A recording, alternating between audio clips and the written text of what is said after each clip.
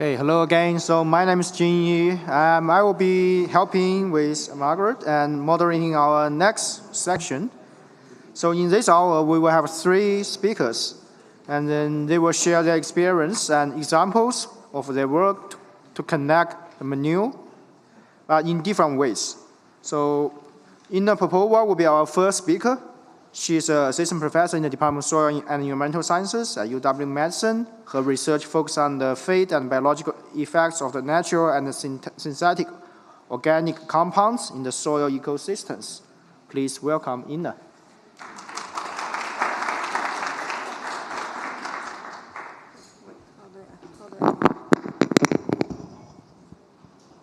Okay, hopefully you can hear and see me. I'm going to talk about something different from our previous talk. It was very exciting. We work at the Soil and Environmental Chemistry Lab, and we look at the development of different methods for analysis of chemicals in environments, in agricultural systems, and manure is actually one of our subjects. Wait, let me figure out how to move this. Yep. Okay, cool, thank you. So this project I'm going to talk about actually started 7 years ago when we had another project in a different institution addressing the concerns, essentially, of the producers when we went and sampled a lot of different manure samples and analyze them for the plant nutrients as well as for some of the chemical of emergent concern. It's a really exciting review. If you have a time, go read it. But essentially what we figure out is there are a few chemicals that show up sometimes in manure that maybe we don't want them there, and one of them was actually Flunixin. So Flunixin is a nonsteroidal anti-inflammatory drug that is administered to the cattle to manage pain. And it's one of the drugs that is, I would say, understudied. There is quite a bit of research for the presence of Flunixin in milk and meat, but there is really not many papers that address the fate of this chemical in soils and aquatic systems and so on. While this drug is useful for managing pain, quite a bit of that drug is not absorbed by the cow, and it's excreted with manure. By the estimates, it's about 70 to 90% of the drug administered actually released in the environment and metabolized within about 24-60 hours. So when you use the manure to apply to agricultural fields, essentially this drug has a potential to move from manure to soils. And based on the estimates, the Flunixin preferably associated with soils about 94%, 93.6% by mass is actually reside within the soil, and about 6% is partitioning to water. However, Flunixin is rather mobile in the soil, and eventually with rains or irrigation, it can actually move to the aquatic systems. The lifetime residence time of Flunixin in soil is about 2 years. It's removed by advection and by degradation to some of the metabolites that actually also have some of the biological activities. So it is persistent in the soil and it's quite mobile. What happens when Flunixin moves offside from manure, from water, it can affect some of the non-target organisms. There is a range of organisms that it can have effect on. I have here examples of 4 of the aquatic organisms, including sunfish, trout, algae. And for some of them, I include sunfish, the sensitivity is not as high, so you need grams per liter of Flunixin to have effect, but for some of them it's pretty high, so in milligrams per liter concentration. So that's one of the concerns. So, as I mentioned before, the flunixin is not widely studied in soils. There are analog chemicals that are more studied, but if you actually Google flunixin in soils, you're not going to have lots of data available. And that kind of brings us to the point, what our lab is doing is trying to kind of start from the beginning and see how do you even analyze this chemical. So the objective of this study was actually to look at two, I would say, most popular chemical techniques for analysis of the chemical of emerging concerns in soils, and try to optimize them, try to see what is the best procedure. And those two techniques, I just realized I never spelled them out. It's solid phase extraction and ultra-performance liquid chromatography mass spectrometry. So analysis of soils is always a challenge, which I think it's the challenge I really like to accept.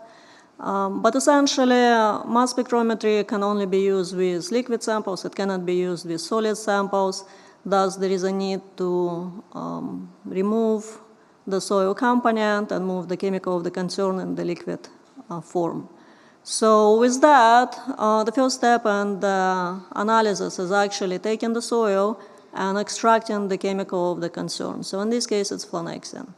And the extraction usually performed in some kind of a shaker. So here's an example of rotator with organic solvent, mixture of organic solvent, some additions and so on. And that part we optimized already. It's published somewhere else. If you would like to read it, I can give you a reference. But for today's talk, I just want to focus on those two techniques.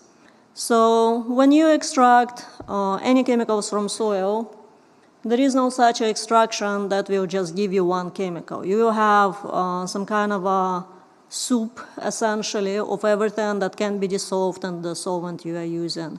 So to be able to analyze it, you need a purification step. That, as I mentioned, solid phase extraction is one of the, I would say, most popular techniques because it's fast, it's relatively easy to replicate, but it's really specific on what kind of materials you use, on what kind of procedure you use. And if you look at the literature, sometimes what people use is not exactly maybe the best. It might be historical for whatever the procedure they used, whatever SOP they have. And once you have purified extracts, soil extracts, you can analyze them by one of the techniques. In our case, it's LCMS.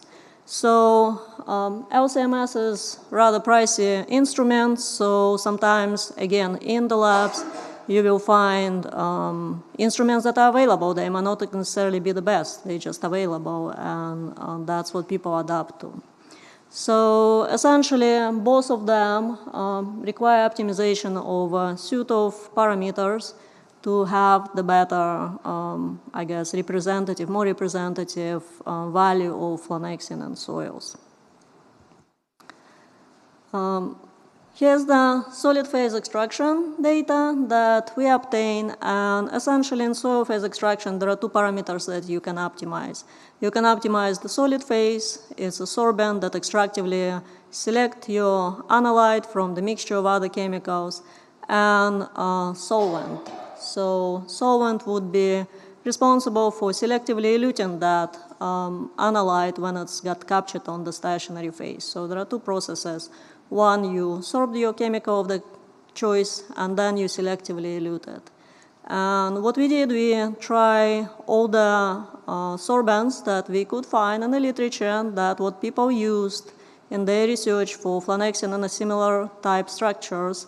And what we figure out, as you can tell from those graphs, they're all different. So the patterns are all different, and meaning that they're not equivalent sorbents, solvent systems. And in some cases, you can recover up to almost 100% of flunixin from your samples. And in some cases, you really cannot, like this red sorbent and that blue one, you only get 50%. Which kind of skew results to the incomplete extraction. The same is applied to the extraction solvent. So in some cases you have kind of a more sharp elution, and in some cases it's really broad. And depends on what you are trying to do, that might be advantage or disadvantage. Here's an example of when you would see it as advantage versus when you see it as a disadvantage. So here's a chemical of reference, caffeine. So for some of you who may be not aware, caffeine is the human marker.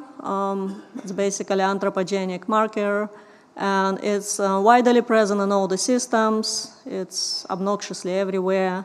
And if the goal is just to see that anthropogenic contaminants in the fields may be correlated with human tracers, then maybe this scenario would work the best. And you, even though the recoveries are incomplete, maybe you would go with that sorbent and H2 to coelute 2 of the samples. However, if your question is different, if you only want to see flunixin and maybe you consider caffeine as a noise and you're not concerned about its copresence, you would rather use C8 sorbent to selectively extract your chemical. So there is no the best choice. It's kind of relevant to what you're trying to achieve.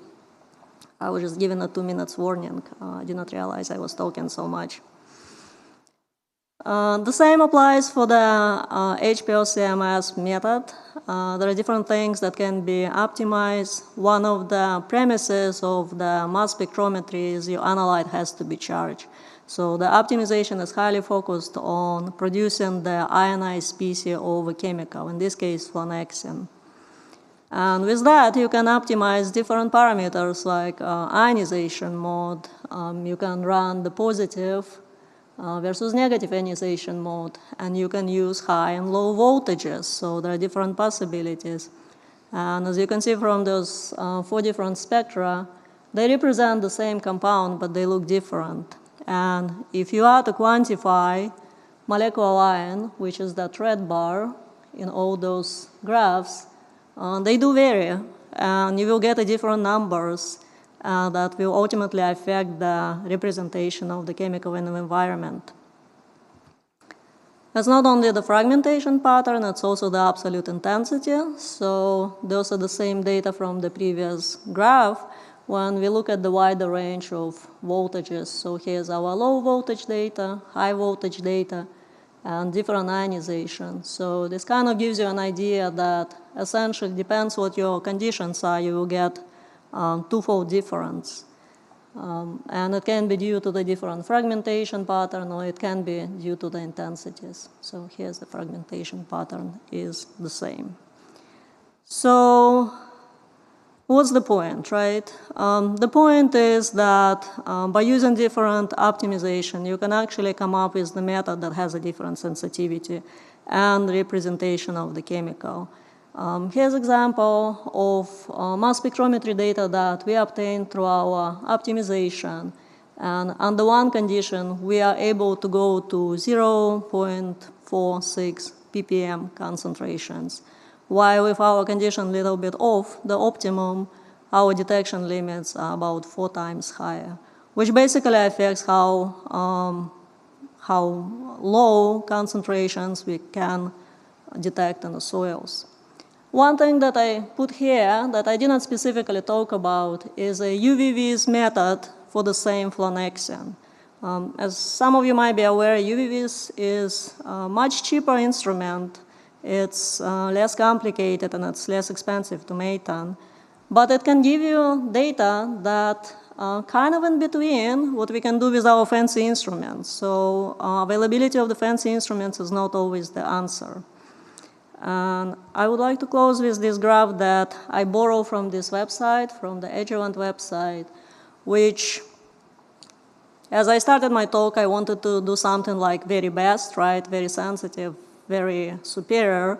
But as you try to apply it to real systems and be a service to community that can actually use this methodology, maybe sometimes you have to be some way here instead of your ideal something imaginable lab-based method. Because ultimately, if you can reduce the cost and effort, maybe you can run more samples and help more people.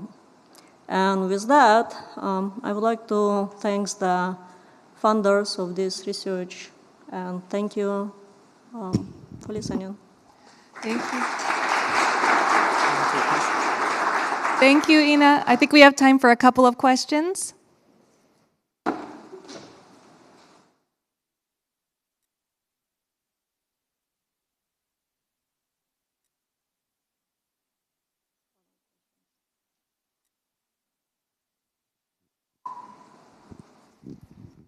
Thank you for the information. Did you pick that component for a specific reason? Is there consumer concern, or is there environmental concern specifically to the, how do you say, Flunixin. So we didn't really pick it, it picked us. We ran some manure samples and we just found it there. There is a concern for the presence of Flunixin in milk, so it's regulated by FDA. But we were just kind of amazed by the lack of information. So we wanted to run it and see, is it a concern, is it not concern? And if it is a concern, that what can be done? So to answer your question, no, it's not a concern. And concentration we found at chemical at were rather low, but we consistently keep seeing it. So. Hello, thank you for the talk.